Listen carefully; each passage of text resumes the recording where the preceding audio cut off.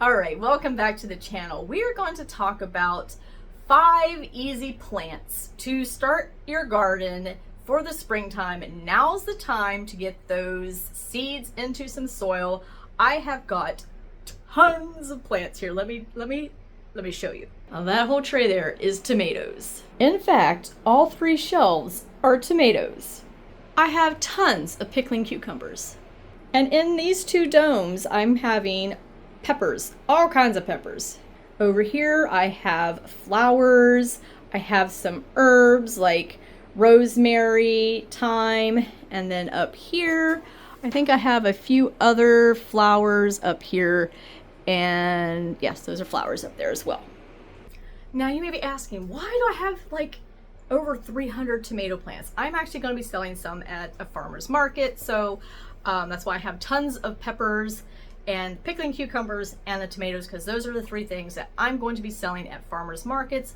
Also probably some of the herbs, because I have, oh my gosh, the rosemary is coming up like crazy, and so is the thyme. So I'm super excited, and some of the flowers I want to also sell at the farmers markets. But we're talking about some of the simple plants to be starting. If you're new at gardening and you're like, okay, I have no idea where to begin, you want to grow things that you're actually going to eat. You don't want to grow okra and you absolutely hate okra. And you want to grow something that you either want to use within that season, or if you have the time and you want to grow something that maybe takes a couple seasons, like artichokes and asparagus, that's going to take a couple seasons, you can dabble into those. Those might be a little bit harder to grow, but 5 things that I like typically starting off is, think when you're going to the store: tomatoes, peppers, zucchini. You can do pumpkins or other kinds of squashes, but also lettuces and maybe a root vegetable of some sort like beets. Those are some of the ones that are easier to grow. You can try to grow carrots for your first time. I actually didn't have success in growing carrots for a number of years, and I been having success with growing them.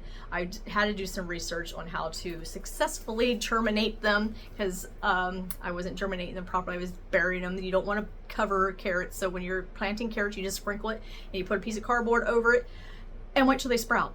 They don't need sunlight to sprout. So when they sprout, you just keep checking them every day. Make sure you moisten them down, and then they'll take root. And then you want to thin them out. You just want to sprinkle heavy and cover them up. Don't cover them up dirt, cover them up with cardboard. And that's how I've been successfully able to grow carrots anyway. So that's just a little thing to put in your mind about carrots. But yeah, those are the 5 vegetables that I like: the tomatoes, the peppers, some sort of a lettuce, like you can do lettuce, or you can even do spinach, zucchini, and what was the 3rd one? I just mentioned it. Oh my gosh, like root vegetable, beets, turnips, things like that. So you want to make sure you're growing things that you enjoy. Those ones are the easier ones to grow. Now you can go and start growing other things within the pepper family. You can grow eggplant. That would be another good one. I have some eggplants actually growing.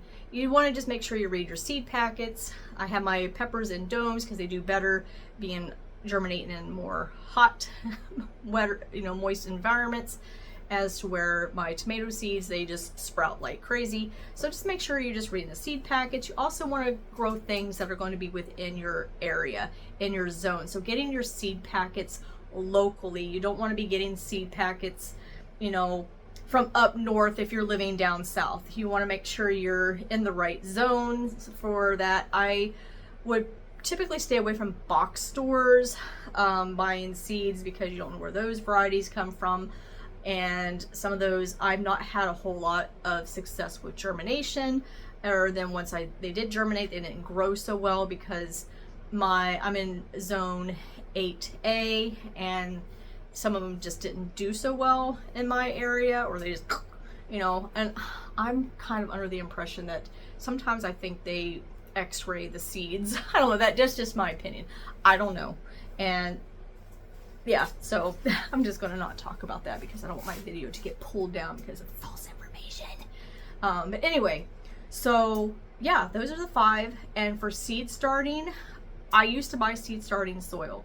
Now I just take my own compost and I sift it out, because you want to make sure your soil is pretty fine so the little roots can start to grow easier and it's not battling with a bunch of hard soil and stuff. And you don't need to spend all the money on a seed starting soil. You can go out into your garden. If you have some good soil out there, you may have to dig up some dirt, sift it out, and add some nutrients in it, or some stuff in there like perlite, things that help to hold in moisture, some peat moss, things like that. You can do a quick Google search on some of the things that you can mix in with your own seed starting soil. So and then when you're doing your seed starting soil, you want to make sure it's moist, not, you know, drenching wet, and just lightly put it into your container of some sort. I don't have any here, but yeah, you just put it into a container of some sort. You don't want to pack it, because again, you want those roots to be able to move freely and to give you a nice, good, strong plant.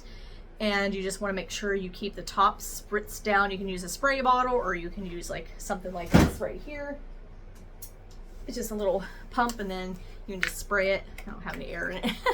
But you want to make sure you keep your soil nice and moist on top of it. You can put a dome over it if you like, to help hold the moisture and humidity in.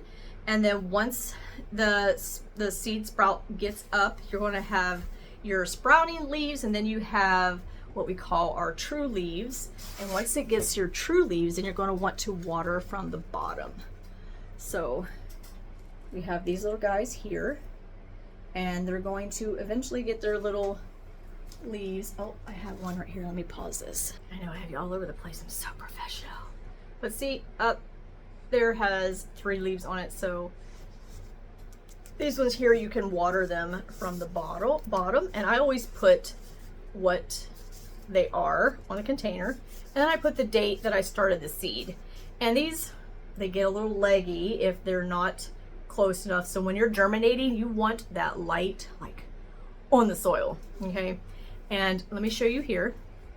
I have the light pretty close. Like these ones here actually growing up and touching the light. Oh, focus. And you just want to make sure you keep them. Oh, they're stuck together. They are married. Da da da da. Anyway, so you just want to make sure you keep them close to the light, unless you have a hot. These ones don't get hot, but if you have the ones that gets hot, it'll fry your leaves. So you got to just be cautious with that. But to keep them from getting too leggy, you want to have the light pretty close to your plant.